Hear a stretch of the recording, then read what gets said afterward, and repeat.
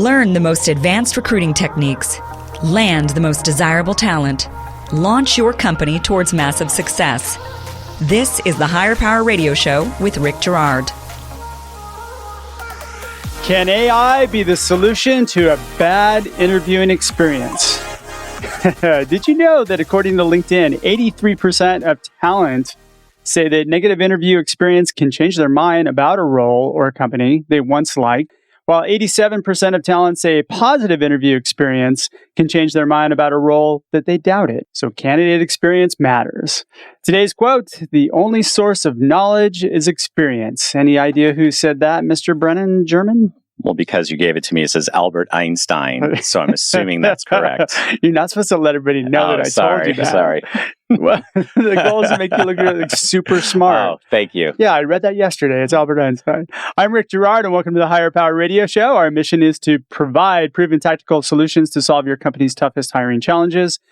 We share insights from top-performing entrepreneurs and industry experts like our guest today, Brenan German, who is the founder and president of Bright Talent Resources, which is a boutique human resources advisory, project management, training, and recruiting services firm. Now, Brennan's particular expertise involves the alignment of talent management strategies to business goals and the implementation of systems and processes to reach measurable objectives, demonstrating clearly the bottom line impact expected of human resources programs.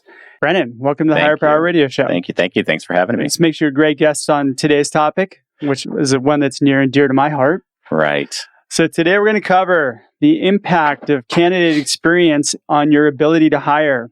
We're going to talk about AI. Yeah, a little bit about AI. Yeah. Let's hope so. We get there. Exactly. And then our solution, we're going to provide a solution to create a positive experience for your candidates in your interview process. So let's delve right in. So what is candidate experience, Brenan, and why is it important? Well, candidate experience would be the actual experience a person has when they apply to your company for a job opening that they're interested in. I think it actually starts at the point they read your job description. It depends. You could argue it starts even before that by perception about what brand is already out there, where they referred. So even before a job description, but a job description obviously plays an important part. So it's really the entire interaction with your company. It is the entire interaction with the company. And that's really when you start thinking about the company. And most companies spend a lot of time marketing themselves to their clients, whether it's through a product on the shelf, through an advertisement, whether it's on TV or on the web, or even all these wonderfully new specific channels you can use on social media as well. Candidate recruiting is very similar to consumer marketing. For a lot of our guests, we're going to cover the main areas, which are going to be job descriptions, the application process, the interview experience, and then the feedback and closing loop. Sure. I read a statistic off of GlassDoor, which was kind of interesting. Nearly 60% of all job seekers have had a poor candidate experience. Correct. And of those 60%, 72% have talked about it or posted on GlassDoor. Correct. So this affects you and your company in your hiring. It affects everybody, right? Because I think it's rare that people stay with organizations for many years like our past fathers and such. And so everybody is looking for opportunities that are going to meet their immediate needs for anywhere from 2 to 5 years and then look to move on. So we have a lot of people, a lot of candidate mobility. And so you have a lot of people looking at companies way more than probably before.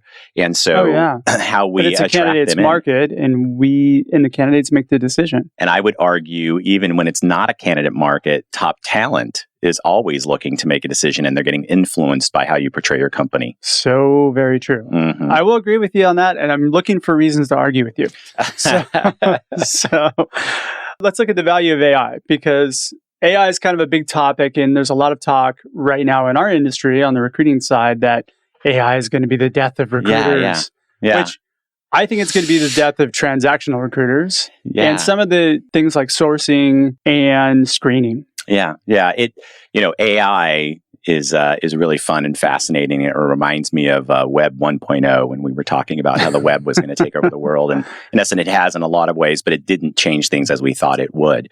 And AI is probably going to come in and phase in very similarly. But just to go back to the candidate experience and the process and why there's these issues. And you're reading off statistics of candidates that had unfavorable experiences.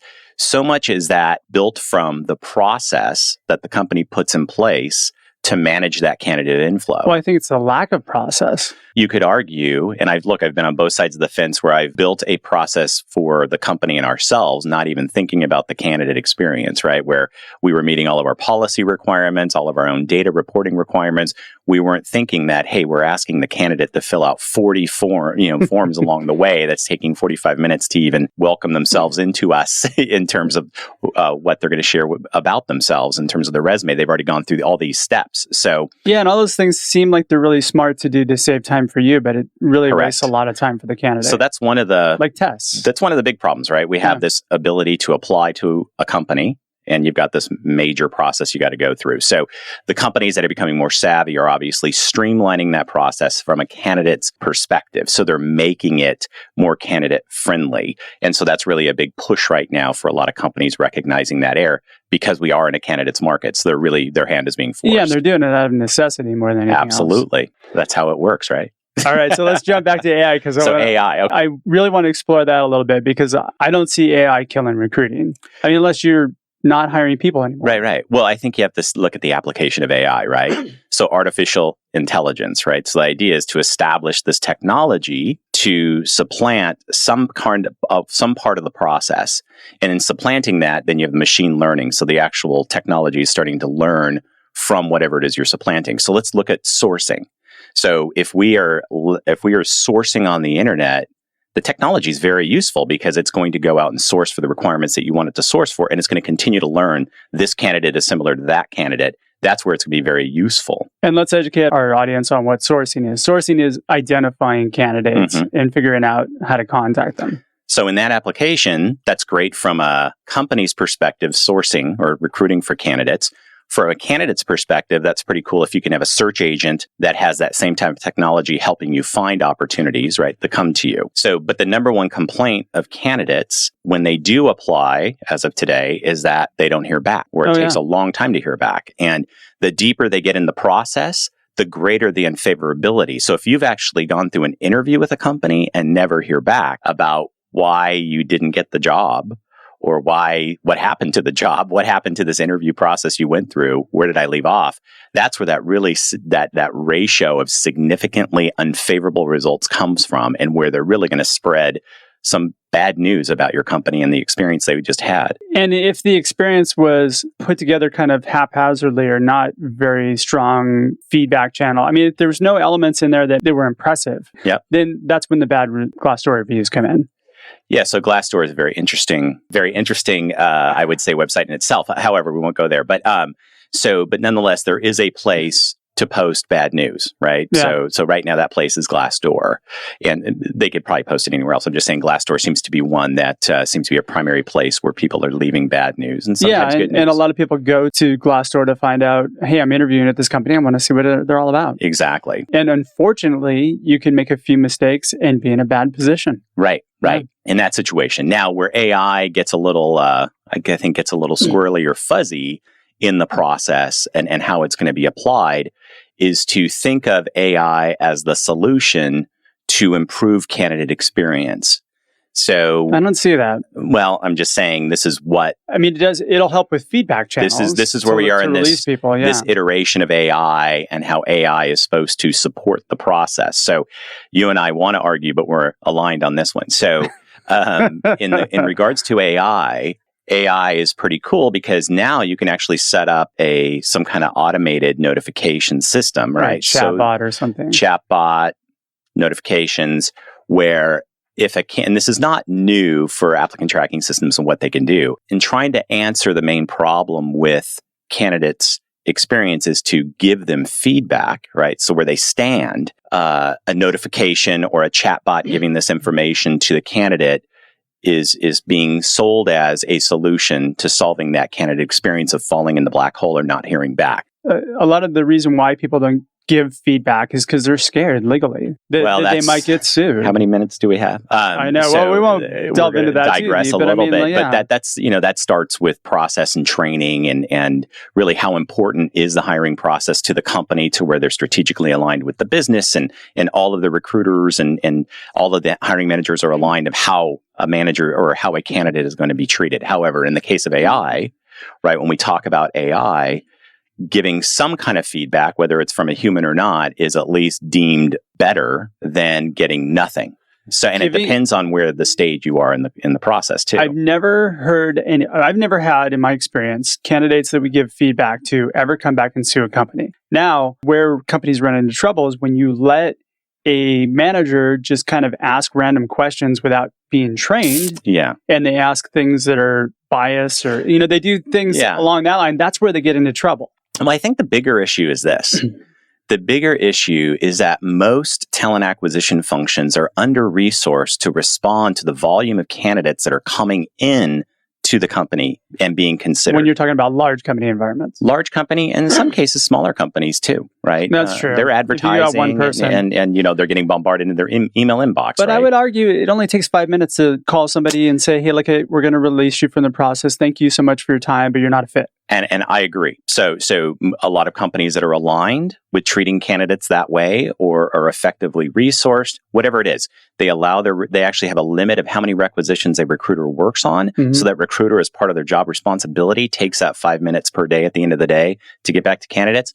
Totally agree with you. However, that's a small percentage of companies out there that are designed that way. And so unfortunately, this unfavorable experience by candidates is coming from a larger majority of companies that aren't designed this way. And so it's really fascinating when you think about companies and we talk about them and their marketing practices and what social media has done for your marketing and your specific marketing and how you're able to reach out to people and attract them in.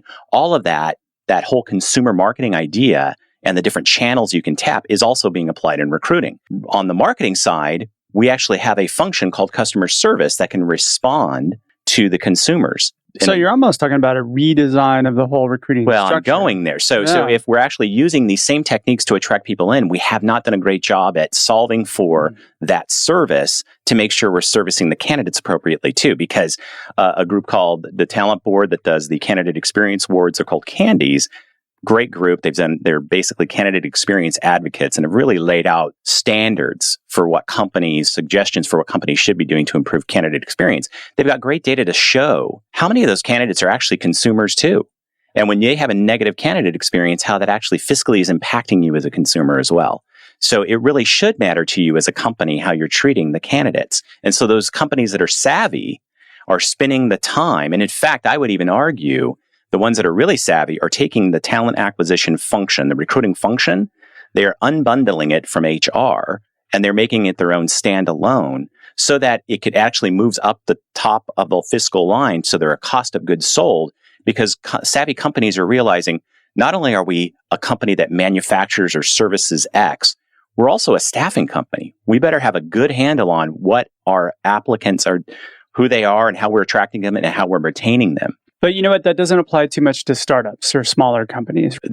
So I'm speaking more from Fortune 1000, Fortune 2000, right? Companies that are probably more established. Startup is a totally different ballgame. But earlier they could apply. They need to understand this, though. Totally. Candidate experience is very important. They're in a much better position, right? It's the larger boat scenario, They're right? in a better but a worse position. Because if they don't handle it properly, if they don't have a structure and they don't have everything in place, then what ends up happening is they just end up getting themselves into a lot of trouble. I just got a call from a hyper-growth company in this same situation. Has grown incrementally over the last 2 years to be a decent-sized company.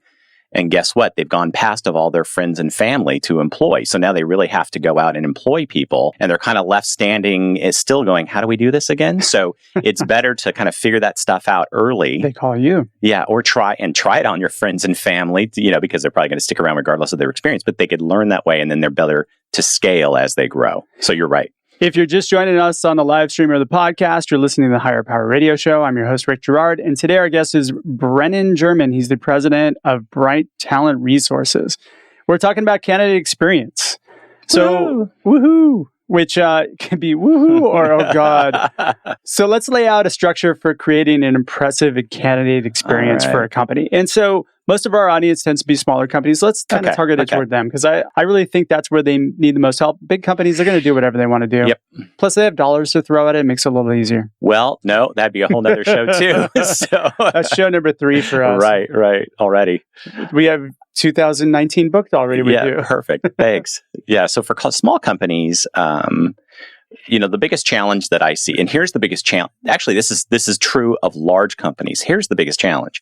HR is seen as an administrative function, right? But what about before you have HR in place? Okay. So let's step back. You just kind of threw me a curveball. So I was thinking growing company that has established employee base. So you're saying before they've even established employees. There are some companies that are 30, 40 person companies that don't have an HR. Yeah, or less. Yeah. And in the state of California, if you have 20 or more, you should really get serious. Now we're dealing with some serious policy issues. So if they're so let's just take it from 5 employees or more.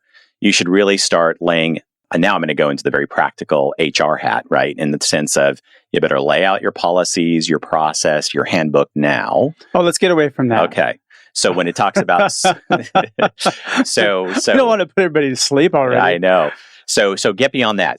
But in that, you have to start putting together your talent strategy. So that means start building a workforce plan, right? So if you're growing and you're growing quickly, most entrepreneurs like myself, you're not taking the time to really think through, like, what do I need? What is the skills? I have these gaps. I'm just going to fill these gaps with people I know. How do you start moving past that? Well, we're looking at 3 buckets, right? You have engagement, you have the interview process, and then you have the release or the closure. Yeah. That's really what companies really need to start thinking about. How do we engage them? Now, let's put some thought into how we do the interview process. And then do we disappear or do we let them know that they're out? So I think when you start talking about employee engagement, interview process, and feedback, you got to move forward from the startup, right? Because a lot of that is scramble mode, and it depends on where they're at in being able to implement those things. I'd rather say, let's go to the 30 employees or more. The startups can learn from that. All right, so let's go to there. Okay, because I feel more comfortable talking there. So then we're I see you squirming in your chair. I know, exactly. I don't want to make you feel that uncomfortable.